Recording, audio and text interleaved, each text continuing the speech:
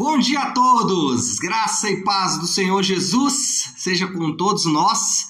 Uma ótima quinta-feira, hoje é dia 23 de dezembro de 2021. Seja muito bem-vindo ao nosso devocional Boas Novas de Grande Alegria. E nós estamos terminando o nosso devocional, né? Foi uma caminhada aí longa nesses últimos 24, amanhã ainda tem o dia 25, né? Amanhã nós concluímos exatamente na véspera do Natal, chamado véspera do Natal, dia 24.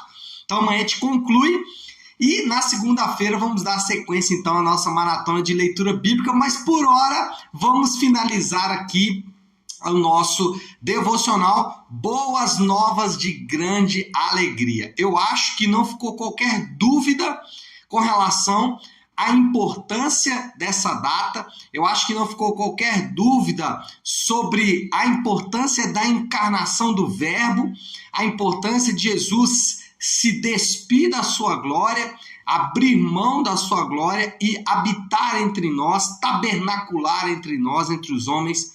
Então eu acredito que durante esses dias, né, hoje 24 dias comemorando, né, nós conseguimos expressar bem, manifestar bem o que representa essa data tão importante para nós cristãos, que é o Natal. Bom, 24º dia, o Filho de Deus se manifestou. Disso nós não temos dúvida, ele manifestou. Agora, por que ele se manifestou? Vamos ver? 1 João 3,8 não é o Evangelho de João, é a carta de 1 João 3,8, é um texto conhecido que diz o seguinte: aquele que pratica o pecado é do diabo, porque o diabo vem pecando desde o princípio. Para isso se manifestou o Filho de Deus, para destruir as obras do diabo. Para isso o Filho de Deus se manifestou para destruir as obras do diabo. Bom, Jesus se manifestou para destruir as obras do diabo, isso não há a menor dúvida. João é categórico nesse texto. João, ele não deixa margem de dúvida para dizer que Jesus pôs por terra todas as obras do diabo. O edifício que Satanás, a torre que Satanás vinha construindo, Jesus, na sua manifestação, na sua encarnação, lançou por terra completamente todo o trabalho de Satanás, toda a edificação de Satanás, do diabo, foi colocado por terra, foi destruído pela manifestação de Jesus Cristo. Como disse, não há a menor dúvida de que isso aconteceu. Agora, o texto fala de obras do diabo. Quais são as obras do diabo? Às vezes nós pensamos nestas obras como reveses da vida. Então, pensamos, por exemplo, que obras do diabo estejam ligados a vícios, a prostituição, estejam ligados a ações pecaminosas. Mas o texto não deixa dúvidas de que a principal obra do diabo não é tirar dinheiro do homem ou levar uma mulher, não. A principal obra do diabo é o pecado. O próprio texto fala isso. Diz que o diabo peca desde o princípio. Sem dúvidas, a principal obra do diabo é o pecado e as suas consequências nefastas. Por que eu procurei diferenciar reveses da vida com consequências nefastas do pecado? Porque nós precisamos também separar isso. Reveses da vida, lutas, sofrimentos, eles podem acontecer na nossa vida e nem sempre estar ligado ao pecado. Pode estar ligado exatamente aos propósitos soberanos de Deus. Para citar o exemplo mais clássico de alguém que sofreu um revés na vida e que não estava ligado ao pecado, é o próprio personagem bíblico Jó. Jó sofreu revés da vida e esses revés não estavam ligados ao pecado diretamente, estavam ligados a um propósito soberano de Deus que vai se manifestar lá no final do livro de Jó, no final ali daquela narrativa da parte da vida de Jó, quando ele diz que eu conhecia de ouvir falar, mas agora os meus olhos te veem. Contudo, o pecado também tem as suas consequências nefastas. O pecado deixa marcas permanentes na vida do homem. Quais marcas são essas? Várias. Eu poderia citar aqui centenas de marcas permanentes que o pecado deixa na vida do homem. Eu vou falar algumas aqui só para exemplificar, mas você pode ampliar isso aí ao máximo. Divórcio é uma marca do pecado na vida do homem. Falência financeira é uma marca do pecado na vida do homem. Vícios, de forma geral, são uma marca do pecado na vida do homem. Doenças podem estar ligadas, aliás, podem não, estão ligadas ao pecado na vida do homem. E a principal marca que o pecado pode deixar na vida do homem é a condenação eterna. Então, o que Jesus fez? Ele destruiu as obras do diabo. A principal obra do diabo é o pecado. E o pecado, ele não só pode levar o homem à condenação eterna, mas também produz consequências nefastas na vida do homem, produz consequências dolorosas na vida do homem. Nem todo revés na vida do homem é resultado do pecado, então não vai adiantar às vezes você fazer uma campanha contra as obras do diabo, porque às vezes não está ligado à obra do diabo. E outra coisa, a destruição das obras do diabo é algo definitivo, é algo que Jesus fez de uma vez por todas. Então nós nem precisamos orar, Senhor, destrói as obras do diabo. Não, porque essas obras já foram destruídas. O que nós podemos fazer, e aí nós já entramos no segundo propósito, esse então, antes até de entrar, esse então é o grande propósito da encarnação de Cristo. O grande propósito da manifestação de Cristo é nos livrar da culpa do pecado. Todas essas marcas que eu falei, todas essas consequências nefastas que o pecado produz na vida do homem, produz também culpa. Nos sentimos culpados às vezes por causa desses reveses, por causa dessas consequências nefastas.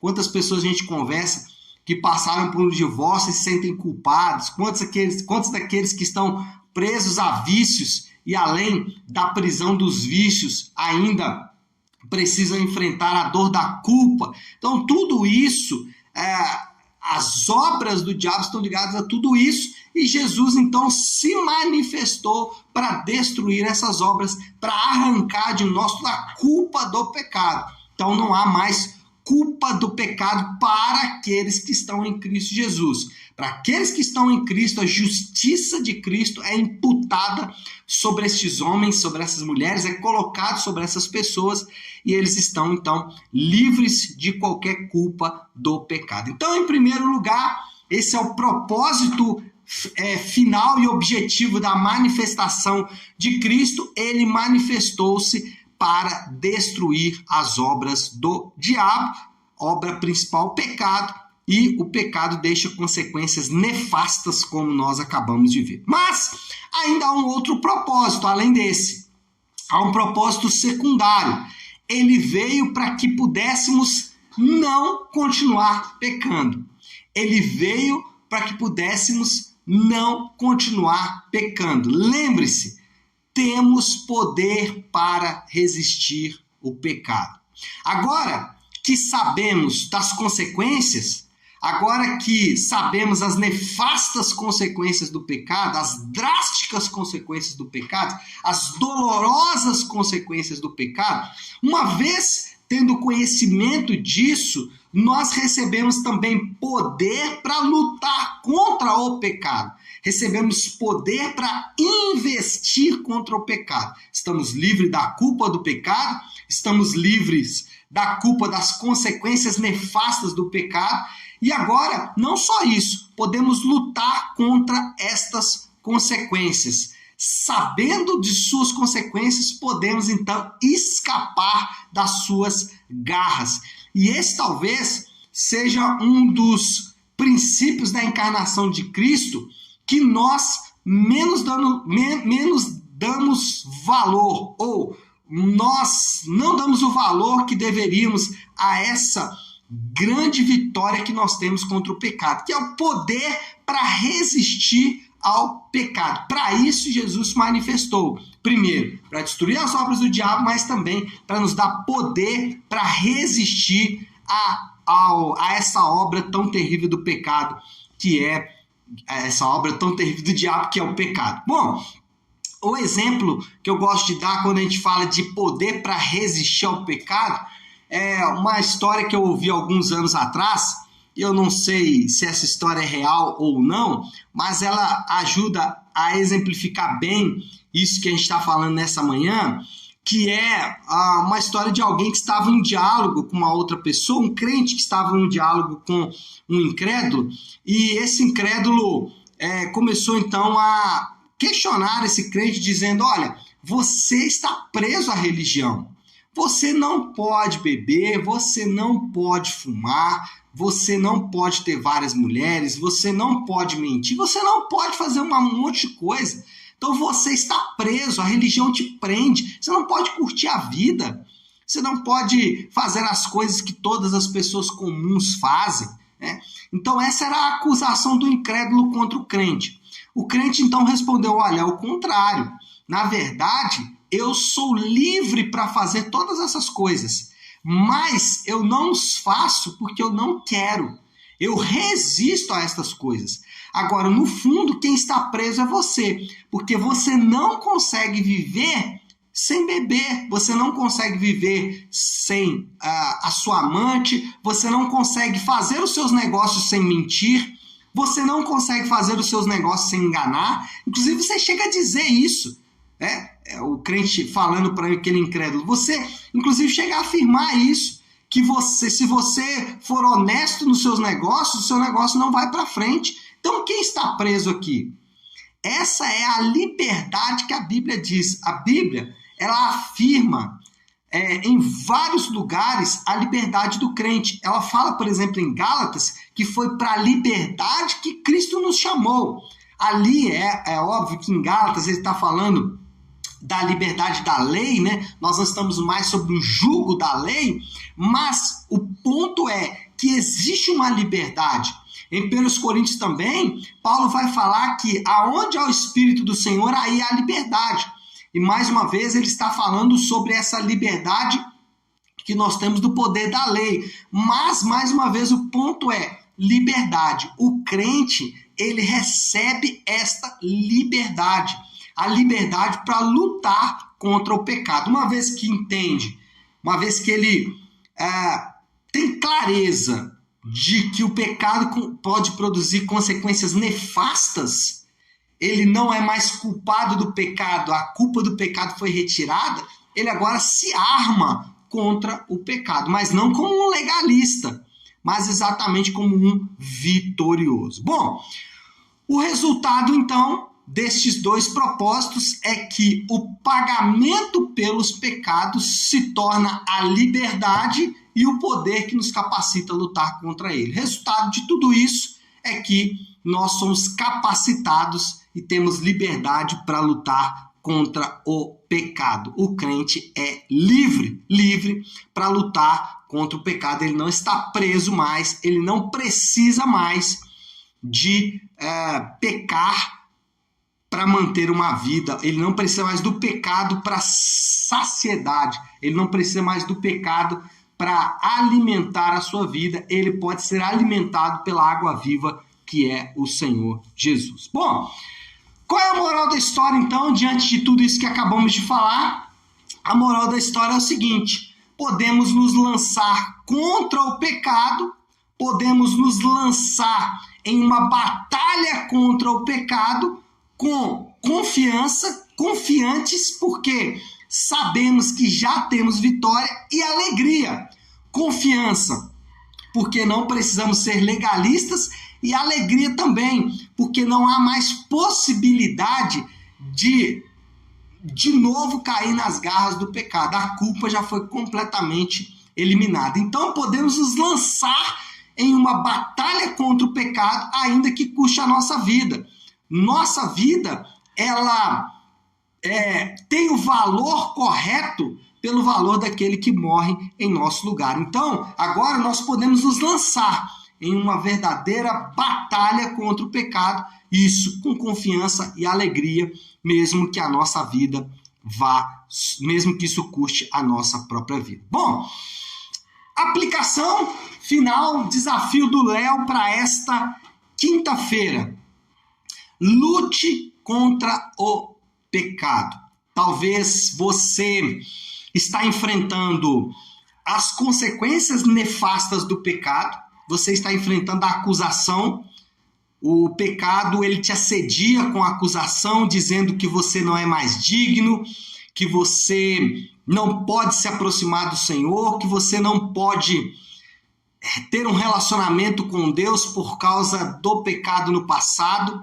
Você sofre as consequências nefastas do pecado nos vícios, na falência financeira, em doenças, mas você pode regozijar-se porque a culpa do pecado já foi retirada de você. Não aceite mais acusação de Satanás contra você, não há mais condenação para você, você é livre de toda a consequência nefasta do pecado. Ou talvez você precise nessa manhã lutar contra áreas de pecado que ainda dominam na sua vida. Você ainda se vê preso a algumas áreas, você sabe que precisa ser livre, então nessa manhã receba poder de Deus para lutar contra esse pecado, para lutar contra essas áreas, contra essas resistências e fortalezas do diabo na sua vida. Não permita mais vícios na sua vida, não permita mais pecados que possam estar alojados, porque eles vão trazer consequências nefastas para a sua vida. Então lute contra o pecado. Esse é o desafio desta manhã, desafio do Léo, para irmos bem para esta quinta-feira. Tá certo, meu povo? Vamos orar? Vamos colocar tudo isso aí diante de Deus, vamos pedir que Ele nos dê graça, mas principalmente nos dê confiança e alegria para lutar contra o pecado. Não lutamos contra o pecado como medrosos, nem como entristecidos, né? Mas como confiantes e alegres, porque a vitória já nos foi garantida em Cristo Jesus. Vamos orar? Se você puder, então, pare aí um instante aquilo que você está fazendo e vamos juntos buscar a Deus em oração. Oramos assim: nosso Deus, Pai bendito e adorado é o teu nome. Agradecemos ao Senhor, te exaltamos o teu nome, louvamos a ti pela grande vitória que tu nos deste naquela cruz, morrendo em nosso lugar, destruindo as obras do diabo e nos dando vitória contra as ações demoníacas contra as nossas vidas. As consequências nefastas do pecado estão aí em todo o nosso redor, ao nosso derredor, estão até mesmo em nossas vidas, mas a culpa do pecado já foi completamente retirada e por isso nós te louvamos, Pai. Obrigado, porque nada mais pode nos condenar, nada nos separa do teu amor, estamos firmados na verdade do teu amor e da tua palavra, somos livres de toda condenação, livres de toda prisão, de toda fortaleza demoníaca contra as nossas vidas e podemos nos achegar em liberdade diante do Senhor para nos colocarmos clamando pela tua graça e a tua misericórdia. Que nós sejamos adestrados a lutar contra o pecado, que o pecado não nos domine, por mais que estejam anos e anos na nossa vida, que ele não nos domine, mas que hoje nós possamos nos levantar contra áreas de dominação do pecado e avançar contra elas, vencendo para a glória do Senhor. Nos alegramos, porque nada mais pode nos afastar do Senhor e por isso te adoramos e o fazemos em nome de Jesus. Amém, amém e amém. Amém, meu povo? Bom, então é isso. Nós vamos ficando por aqui. Não se esqueça, amanhã, 24, nós temos o último devocional Boas Novas de Grande Alegria. Nós queremos encerrar amanhã com chave de ouro. Então não deixe de participar. Amanhã, 7h30 da manhã, tá bom? Deus abençoe, fiquem com Deus e até amanhã para